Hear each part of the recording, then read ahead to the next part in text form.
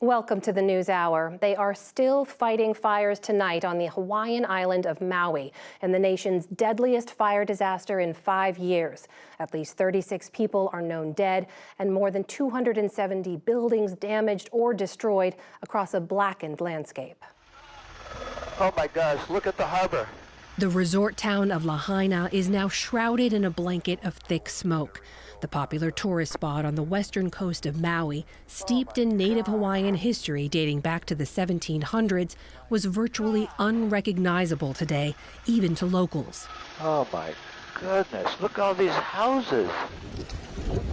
Adding to the devastating human toll is the loss of cultural treasures. We were not prepared for what we saw. Richard Olson is a helicopter pilot for a Maui tour group. Lahaina used to be the capital of all of Hawaii. All the places that are tourist areas that are Hawaiian history are gone, and that can't be replaced. You can't refurbish a building that is just ashes now. It can't be rebuilt. It's lost forever. Another casualty, the famous 60-foot tall banyan tree marking where a Hawaiian king's palace once stood. The fires erupted Tuesday night, catching islanders and tourists by surprise. Some even fled into the ocean to escape the flames.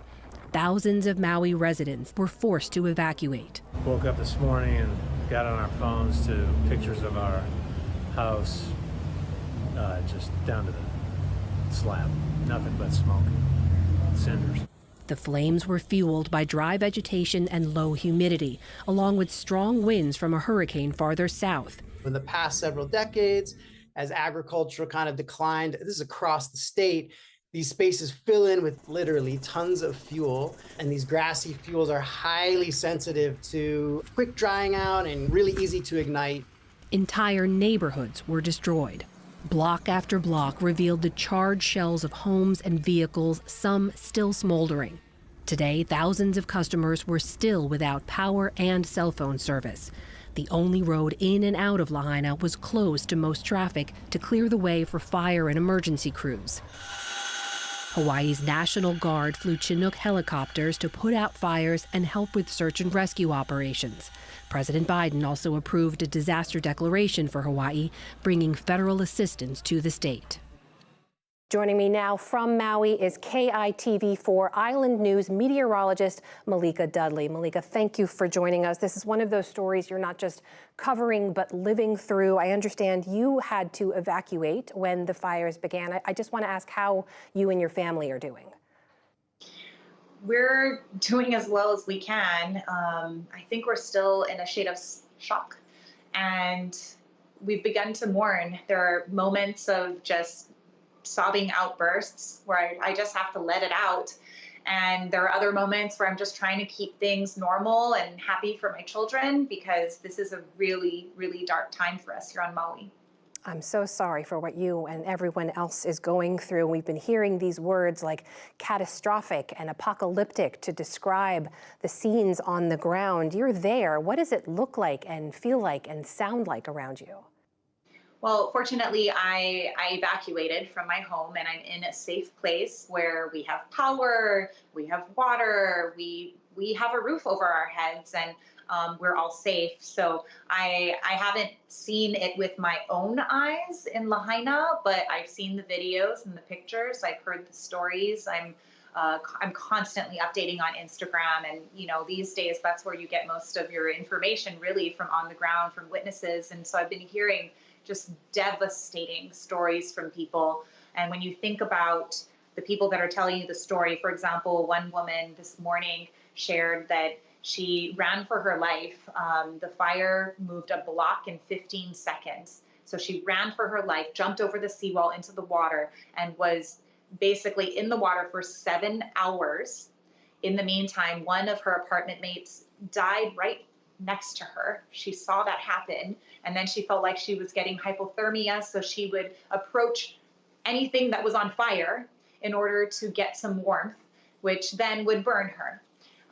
So a story like that those are the types of stories that we're hearing, and those are from mobile, able-bodied people who are able to run. And so to think of just all of the people the elderly, those that are not mobile, children, maybe even, we don't know, but we see the entire town leveled.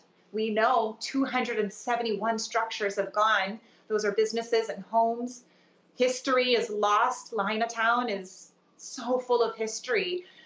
It's definitely the most historic town on our island and one of the most historic in the entire island chain. So to lose not just the homes, the businesses, the history, but also now to hear that we're losing lives and the number is just going to keep rising has been devastating. Malika, we understand the fires are still burning across Maui. There have been reports of more fires on the islands of Hawaii and Oahu. Do you have any updates on how much of those fires have actually been contained? Yes, so the most important update just came minutes ago, and Lahaina fire is 80% contained. That is such good news. My husband just went over to the fire that was threatening our home. He says, he didn't go over to it, you can see it because the mountain shows us a good view of what is happening.